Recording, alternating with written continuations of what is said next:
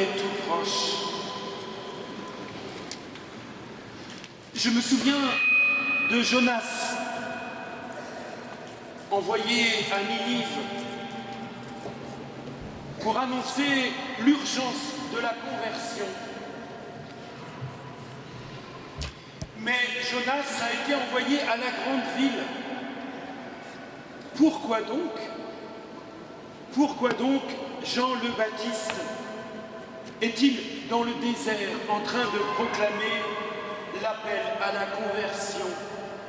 Pourquoi n'est-il pas au cœur de la ville, des carrefours de Galilée ou de Jérusalem? J'ai été intrigué. En ce jour-là, paraît Jean le Baptiste qui proclame dans le désert « Convertissez-vous et croyez, car le royaume des cieux est tout proche. »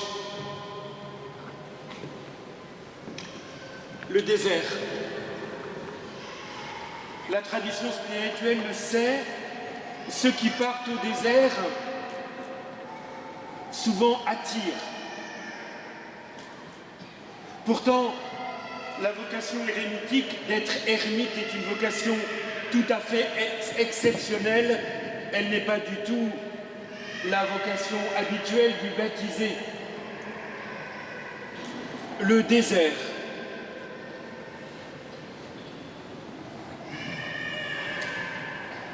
Je me disais, mais ne vivons-nous pas aujourd'hui dans une société si riche de découvertes, de biens, mais aussi si blessée de différences, de fractures, de peurs, qui est devenu comme un désert pour annoncer la foi. Comme il est difficile, quand on est jeune, même dans un établissement catholique, me dit-on, d'oser dire « je crois en Jésus, j'aime Jésus ». Qu'il est difficile de dire dans notre vie professionnelle, mais même dans nos familles, qui d'entre vous ne souffre pas de l'éloignement de ses enfants ou de ses petits-enfants de la foi, comme un désert de sens où aucune parole ne semble possible. Je m'interroge souvent dans la mission qui est la mienne, hors de ma cathédrale, notamment quand je rencontre des institutionnels.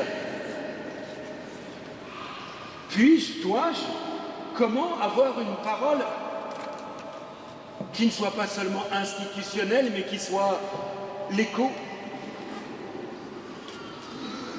d'une bonne nouvelle? Convertissez-vous, le royaume des cieux est tout proche.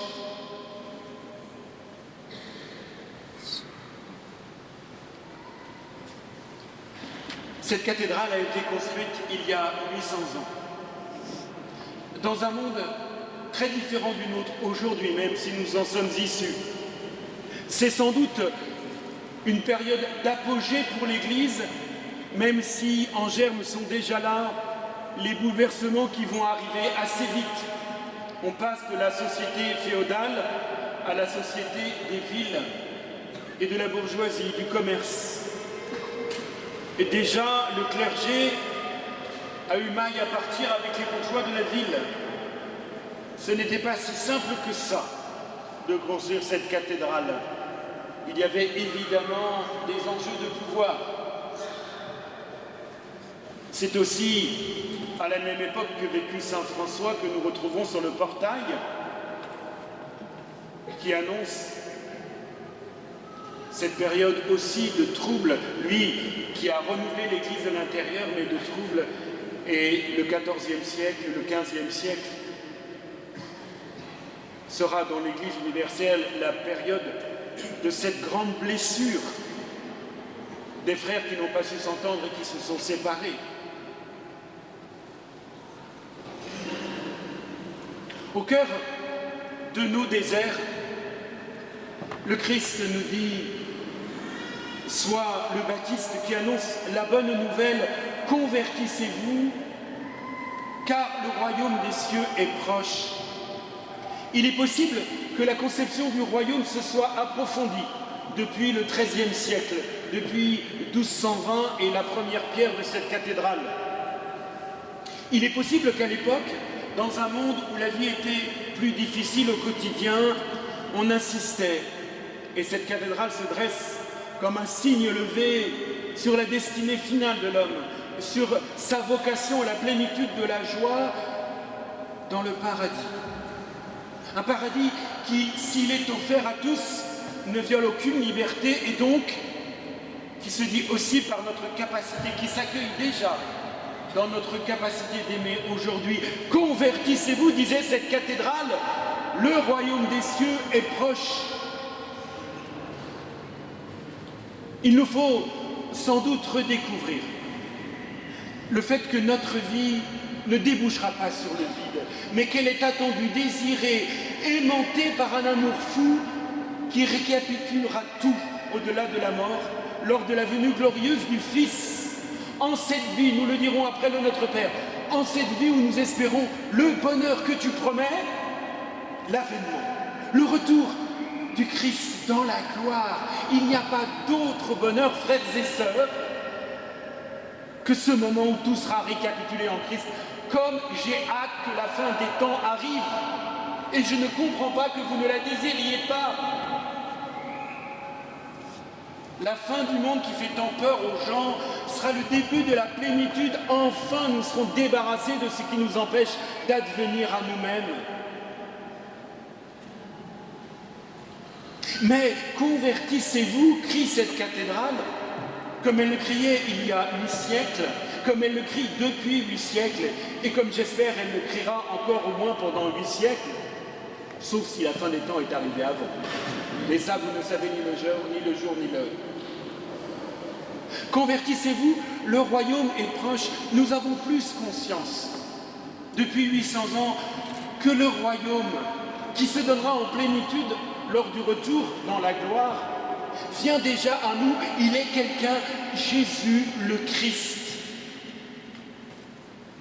Il n'est pas une doctrine, une morale, il est un visage à fleur de chair, à fleur de peau, qui traverse notre mort, nos blessures jusque notre mort, pour nous faire participer à sa résurrection.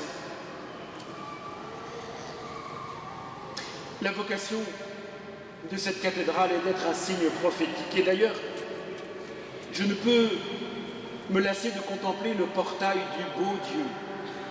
Il y a le beau Dieu, le Christ, qui règne, qui nous accueille. Il y a de chaque côté 6 et 6 apôtres, 12 apôtres. Et juste derrière, les 4 grands prophètes, 2 et 2, Isaïe, Ézéchiel, Daniel et Jérémie. Et juste derrière, ce qu'on appelle les 12 petits prophètes, parce qu'ils sont plus brefs dans la Bible, mais ce sont de grands prophètes. Comme si cette Église, par les apôtres, devait continuer à être prophétique au cœur du monde.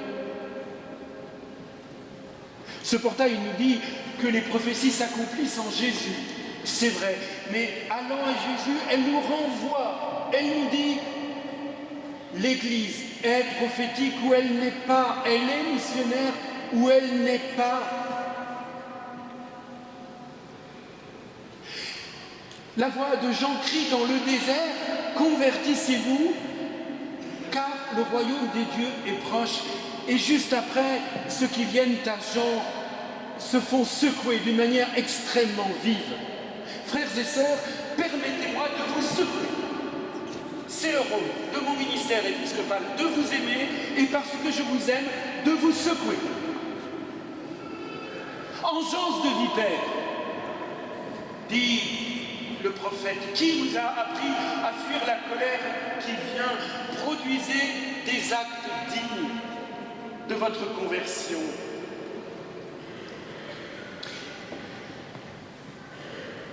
J'entends derrière 2 blessures vives qui ne devraient jamais nous laisser sans repos.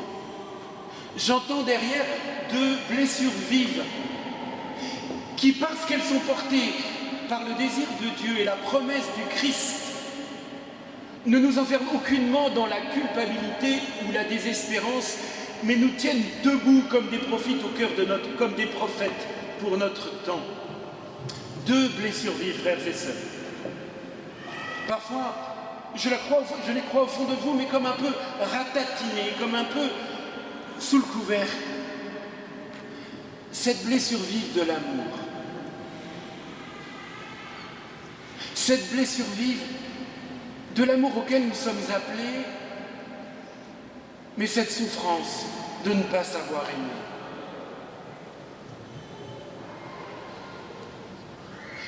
Le Christ, le royaume qui vient, est une puissance d'amour fou pour notre temps, pour nous-mêmes. Quelle blessure! Je me demande souvent qu'est-ce qui en moi s'y oppose. Et parce que c'est porté par la révélation et la promesse du Christ, cela ne me désespère pas, mais vient élargir ma chair pour que je m'ouvre à cette puissance d'aimer qu'est le Christ ressuscité. Première blessure vive, ne vous résignez jamais à ne pas réussir à aimer, même dans les petites choses. Nous sommes faits pour la vie et la joie. Comment pouvons-nous consentir à la tristesse? Bien sûr, c'est le combat, mais parce que c'est dans la promesse du Christ. C'est combat, joie, vie, espérance. Première blessure vive. Deuxième blessure vive. Le Christ est une bonne nouvelle pour tous, frères et sœurs. Je prie pour le salut des Samariens. Je voudrais qu'aucun habitant de la Somme, je sais qu'aucun habitant de la Somme n'échappe à la miséricorde de Dieu, mais je voudrais qu'il puisse la nommer, cette miséricorde. Parce qu'en la nommant, il pourrait l'accueillir pour lui, la laisser se déployer.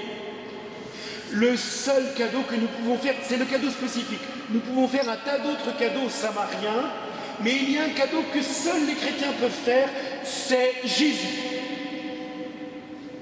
Nous ne pouvons pas nous résigner à ce que Jésus ne soit pas connu. Non parce que Jésus ne serait pas content de ne pas être connu. Ce n'est pas le problème. Mais parce que Jésus est une puissance de vie pour aujourd'hui. Deux blessures vives, celle de l'amour et celle de la mission. Et pour y répondre alors, le synode nous a parlé de fraternité missionnaire, église prophétique. Vous contemplerez le portail du beau Dieu, fraternité missionnaire. Fraternité, pas seulement la convivialité, même si c'est important, pas cette fraternité affective, même s'il est bon de vivre aussi nos affects, mais cette fraternité du Christ frère. Relisez le chapitre 2 de la lettre aux Hébreux. D'accord, c'est pas très facile, et bien c'est pas grave. Vous le relisez, et puis vous le relisez encore. Il n'a pas honte, le Dieu ressuscité, de vous appeler ses frères. Lui qui s'est fait frère jusque dans notre mort, pour que nous soyons ses frères dans la résurrection. La fraternité Christo-vivante, si je peux dire ainsi, est missionnaire par elle-même. Et puis il y a aussi cette fraternité, à un moment, elle nous donne de trouver les mots pour oser dire. Il faut souvent se taire, mais il faut aussi oser dire. Qui d'entre vous n'a pas progressé dans la foi parce qu'un jour il a entendu quelqu'un dire des mots sur Dieu qui lui ont donné ses propres mots pour comprendre son expérience. Ce que tu dis là éclaire ce que je vis. Tu me donnes de pouvoir nommer. Alors osez dire Jésus, au risque parfois de sa réputation et de son confort, c'est donner à nos frères et sœurs les mots qui leur permettent de pouvoir nommer qu'ils sont tous sans exception sous le feu de la miséricorde. Il vous baptisera dans l'Esprit Saint, et le feu, disait Jean-Baptiste, de Jésus. Entrer dans le 800e anniversaire de cette cathédrale, c'est demander, frères et sœurs, vous le comprenez, au Seigneur d'être renouvelé dans le signe prophétique qu'est cette cathédrale, non seulement pour la ville d'Amiens, mais pour toute la terre de Somme. C'est d'être renouvelé dans notre vocation de fraternité missionnaire. Pour ce faire, alors que le monde vit une convergence de crises, et l'Église n'y échappe pas, pour ce faire, alors que nous venons de vivre un synode extraordinaire, pour ce faire, m'est apparu assez clairement, petit à petit, que dans une terre si mariale, il serait important que nous prophétions du 800e anniversaire de la cathédrale Notre-Dame pour renouveler un acte que Monseigneur Dizien avait posé le 4 octobre 1914. La terre de Somme était déjà très éprouvée par la guerre et ce n'était que le début malheureusement. Il a consacré le diocèse à Marie.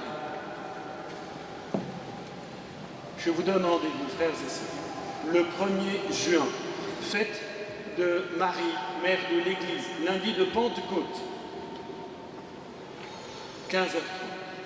Je renouvellerai la consécration du diocèse à Marie.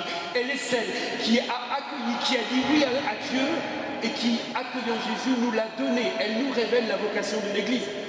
Accueillir Jésus pour le donner au monde. Elle est le premier disciple missionnaire. Elle est le cœur de la fraternité missionnaire.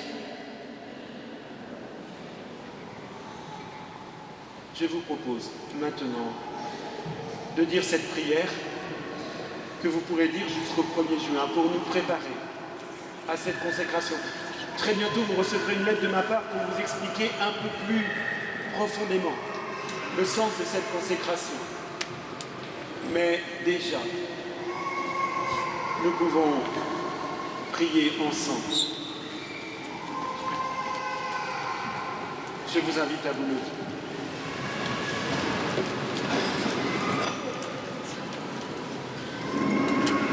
Sainte Marie, Mère de Jésus-Christ et notre Mère, tu connais notre terre de Somme et tu l'aimes.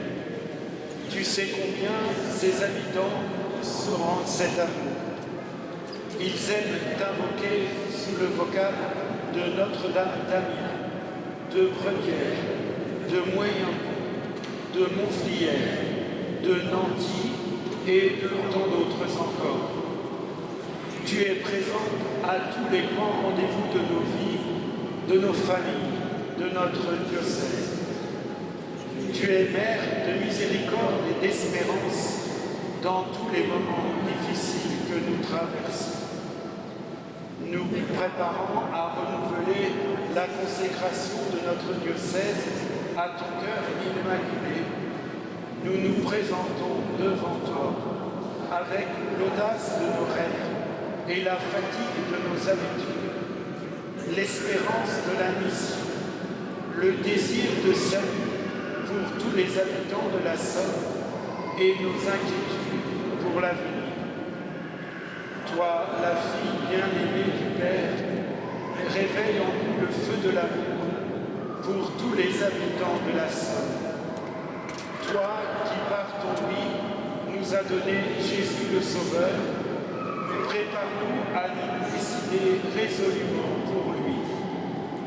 Toi, la comblée de grâce de l'Esprit Saint, dispose-nous à ce qu'il veut pour notre diocèse. Alors, cette consécration servira la gloire de Dieu et le salut de tous les Samaritains. Merci Marie, Mère de Dieu, Mère de tendresse. Nous nous confions à toi, nous te confions notre diocèse.